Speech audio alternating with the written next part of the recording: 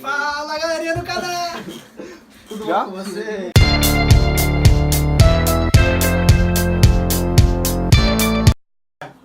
Oi, tudo bom? Nós vamos falar sobre o livro Que é Direito, de Roberto Lira Filho. Eu sou o Vitor Eu Lamas. sou o Antônio Albano. Mariana Castro. E eu sou o Luca Leonardo. Bom, eu vou falar um pouquinho sobre direito e lei.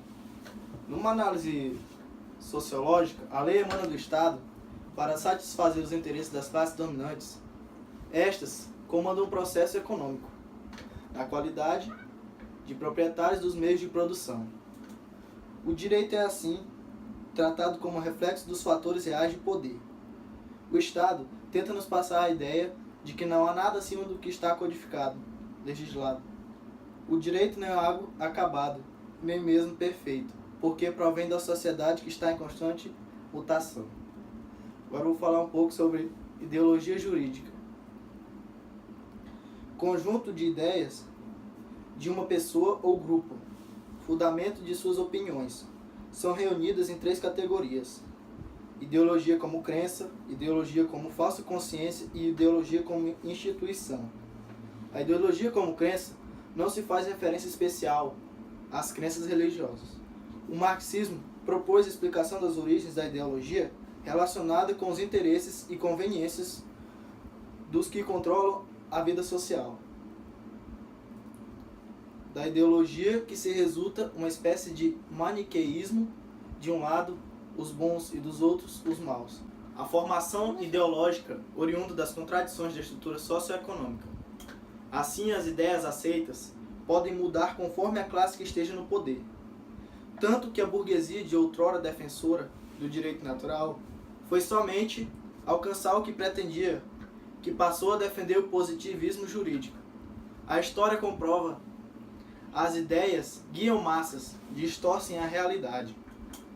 Tudo para alcançar tais objetivos. Mas, segundo Adam Schwartz, a verdade é apenas o limite ideal, como uma série matemática, um limite que efetivamente vai recuando cada vez mais à medida que avançamos. E tudo isso conjuntamente com o poder das leis que tornam esse Estado de Direito uma verdadeira mentira, porque legitimam algo usado para a dominação. Vou falar sobre o capítulo 3, que são os principais modelos de ideologia jurídica. Bom, no terceiro capítulo surgem as ideologias jurídicas fundamentadas no direito natural e no direito positivo. De um lado, o direito como um direito legítimo e justo, e do outro, a ideia do direito como ordem estabelecida através de normas vigentes, ou seja, o positivismo em contraposição ao iurinaturalismo. O positivismo é representado pelo direito que está normatizado, ordenado, baseado nos padrões de conduta impostos pelo poder estatal.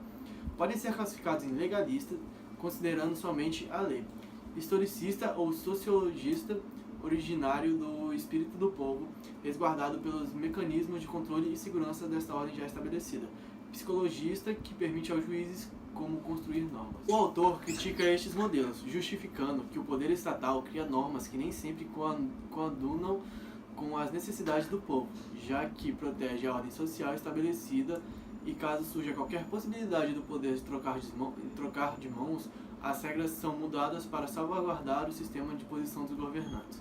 O justnaturalismo, que tem origem no direito natural, embora mais antigo, não é o que predomina entre os juristas. O direito natural servia antes do direito positivo, muito bem a estrutura estatal existente, pois era utilizado como forma de convencimento às regras criadas para controlar a sociedade.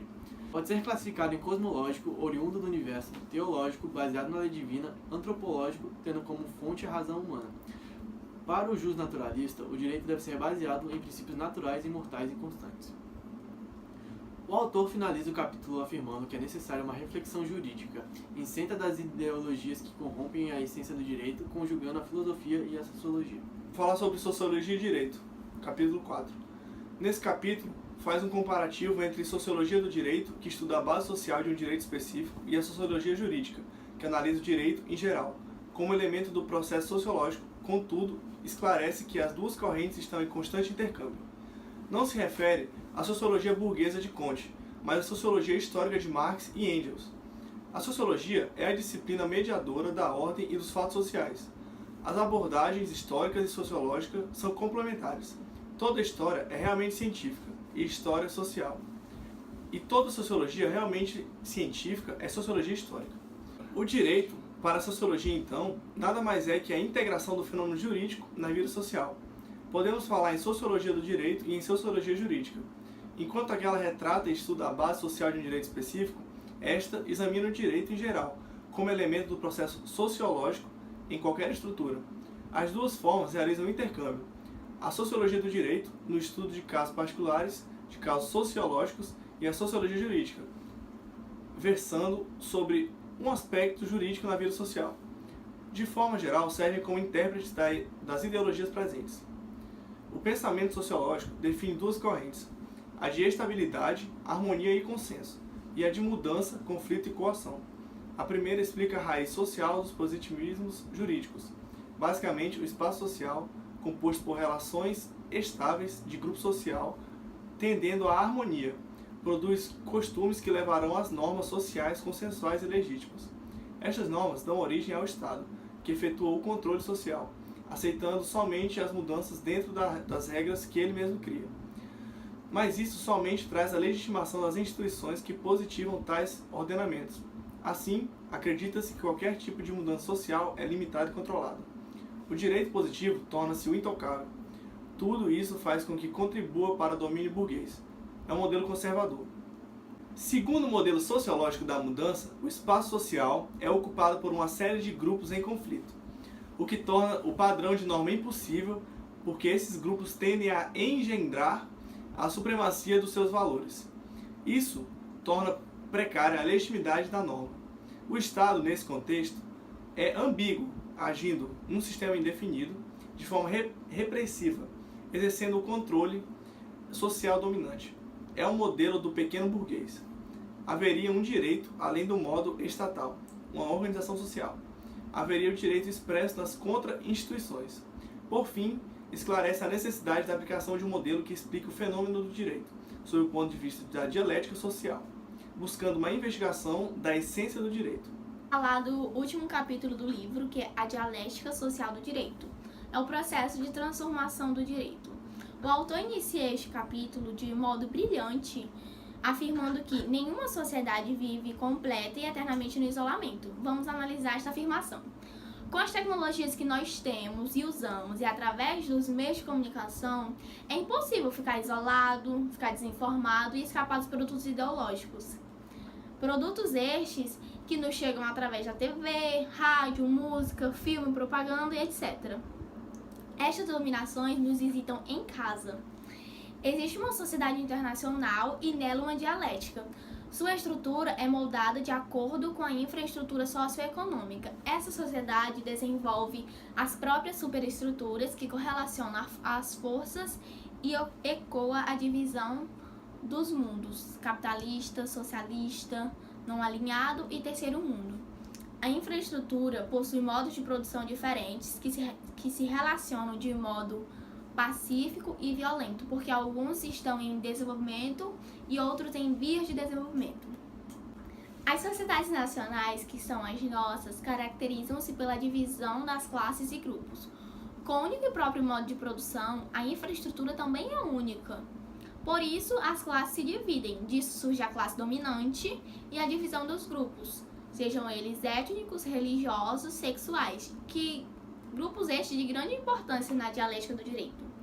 A luta de classes e grupos, que separa a população em espoliados e espoliadores, oprimidos e opressores, dominados e dominadores, movimenta a dialética social e a vertente jurídica. Para deduzir a essência do direito, o autor nos dá 9 pontos. Primeiro, o direito tem raiz internacional e não se limita ao aspecto interno do processo histórico. Segundo, o direito entre nações luta para não ficar preso ao sistema de forças dominantes. Terceiro e quarto, que seja junto. Com exceção das comunidades primitivas, cada sociedade estabelece uma dialética jurídica através do seu modo de produção e a divisão de classes, gerando opressão e esquecendo, embasados em normas legais, os próprios direitos humanos. O quinto ponto. A organização social adquire perfil jurídico na medida em que oprime os direitos das classes e grupos dominados. Assim, se insere o problema jurídico na legitimidade ou ilegitimidade da estrutura. Sexto ponto. O controle social global, pertencente à central de operações das normas dominantes no setor centrípeto, dinamiza a organização social militante. Daí surgem leis que, quando forem favorecer as classes dominantes, serão contrárias ao próprio sistema legal. Um exemplo, quando houver a possibilidade das elites do poder perderem o controle social. Aí eles vão mudar o próprio sistema para que eles não percam o controle. Este é o único ponto focalizado pelo positivismo, como se o direito estivesse todo aqui nesse ponto. Sétimo ponto. A persistência da divisão da sociedade em classes dominadoras e dominados faz com que a dialética crie uma desorganização social dentro da própria organização social, expondo a ineficácia e ilegitimidade das normas dominantes e sugerindo outras.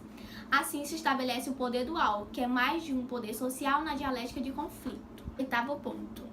A coexistência conflituosa de normas jurídicas leva à contestação de classes dominadas. Contestação essa que pode ser reformista, que visa a contestação reformista visa transformar os princípios e as normas pelo ramo centrípeto, sem atingir a base das normas dominadoras. E também ela pode ser revolucionária, que visa reestruturar os princípios e normas atingindo a base. E o último ponto, nono, fixa o critério de avaliação dos produtos jurídicos. A síntese jurídica está dentro do processo aqui e agora. E então, o que é direito?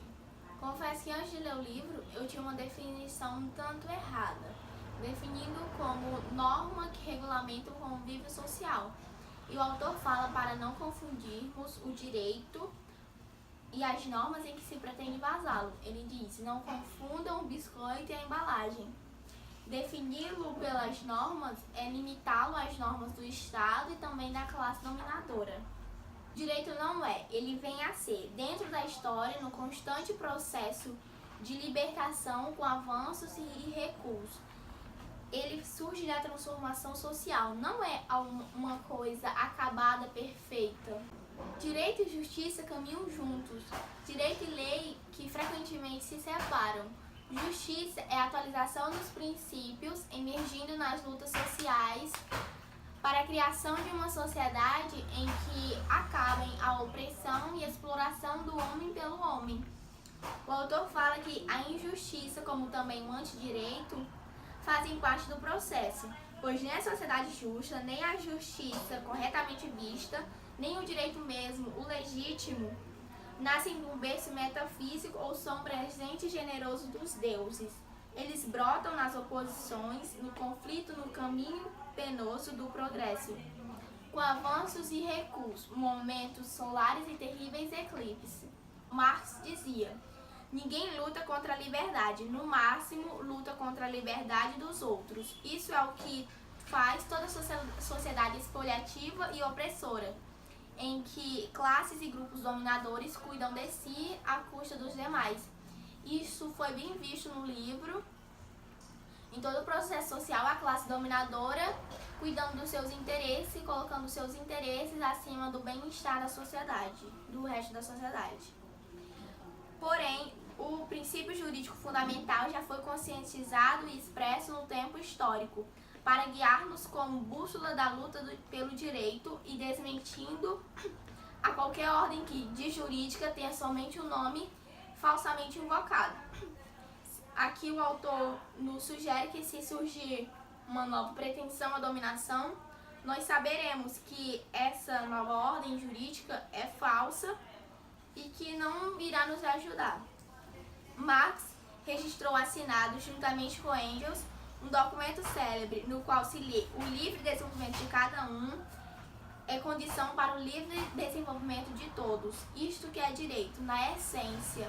Tudo mais ou é consequência ou é obstáculo ao progresso jurídico da humanidade. Isto é direito.